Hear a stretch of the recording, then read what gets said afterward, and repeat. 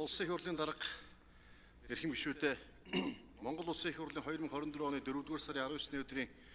чуулганы нэгдсэн хуралдаанаар гайлын албан дотроос чөлөөлөх тухай хуулийг хэлэлцэж, улаан буудаан гурил мал амьтны тэжээлийн нэмэлтийг гайлын албан дотроос чөлөөлж, тоо хэмжээний болон хугацааны хязгаарлалтгүй ийм протоколоор эцэслэн баталсан.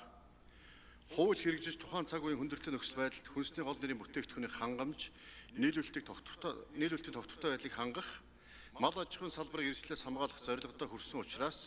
гайлын албан татвараас чөлөөлөх тухай хууль хүчингүй болгож болох тухай хуулийн төслийг улсын их дүргэн барьж хэлэлцүүлсэн боловч дэмжигдээгүй.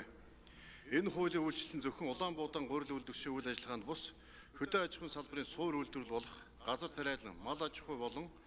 тэжээлийн үйлдвэрлэл, түүнчлэн техник, тоног төхөөрөмж, ургамал хамгааллын бодис, бордооны ханган нийлүүлэлтийн үйл ажиллагаа зэрэг хөдөө аж ахуйн нийлүүлэлтийн сүлжээнд тогтворгүй байдлыг бий болгож байна. Хүнсний тухай хуулиар Монгол хүний физиологийн хэрэгцээнд зайлшгүй шаардлагатай малын мах, сүү, тарианы өр, улаан буудаа, гурил, ундны усыг стратегийн хүнс гэж тодорхойлон, эдгээр хүнсний дотоодын үйлдвэрлэл хангамжийг тогтвортой байлгах, улирлын болон улсын нөөц бүрдүүлэх, импортын хамаарлыг бууруулах чиглэсэн арга хэмжээг төрөөс хэрэгжүүлдэг. Өөрөөр хэлбэл Монгол хүний анхдагч суур хүнсний хэрэглээ нь стратегийн хүнс бөгөөд эдгээрийг дотоодын үйлдвэрлэлээр хангах чадвартай байх нь манай улсын хүнсний аюулгүй байдлын баталгаа төдийгүй үндэсний аюулгүй байдлын нэгэн чухал илэрхийлэл гэж үзэж болно. Цаашид энэхүү хуулийн үйлчлэл хугацааг үргэлжлэх нь стратегийн хүнсний үйлдвэрлэл хангамжийн тогтолцоо гажуудуулж улмаар Монгол улсын хүнсний баталгаат аюулгүй байдлын эрсдэлт эмзэг нөхцөл байдлыг нэмэгдүүлнэ. Мөн гайлын албан татварыг үргэлжлүүлэн чөлөөлөх нь Монгол улсын ерөнхий санаач улсын их хурлаас баталсан хүнсний хангамж аюулгүй байдлын талаар авах арга хэмжээ тухай 36-даа тогтоол Монгол улсын засгийн газрын Атрын 4-р Хариалангийн тогтвортой хөгжлийн аян зэрэг дунд хугацааны бодлогын хэрэгжилт уялдахгүй бөгөөд хүнс хөдөө аж ахуйн салбарт оруулсан хөрөнгө оруулалтын үр дүнд сөргөөр нөлөөлж аж ахуй нэгж, үйлдвэрлэгч, малчид, тариаланчдыг өрийн дарамтанд оруулах, хөдөөд ажлын байрыг бууруулах, хот суурьнд шилжин ирэх хүн амын нягтралыг нэмэхэд түлхэж болохоор байна.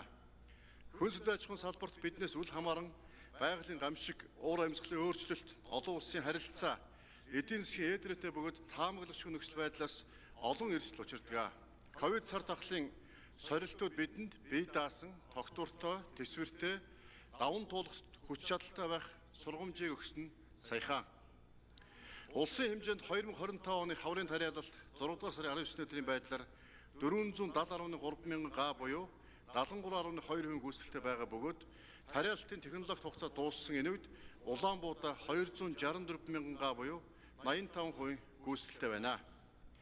Гадаад улс орны геополитикийн нөхцөл, улс төрийн хурцлалмал байдал, Оросын холбооны улсаас баримталж буй төрийн бодлого, шийдвэрийн хүрээнд тодорхойгүй хугацаагаар улаан буудаа, малын тэжээлийн экспортыг хязгаарласан. Түүнчлэн валютын ханшийн өөрчлөлт зэрэгс шалтгаалan импортын гурилын үн өсөх нөхцөл үүсэж байна.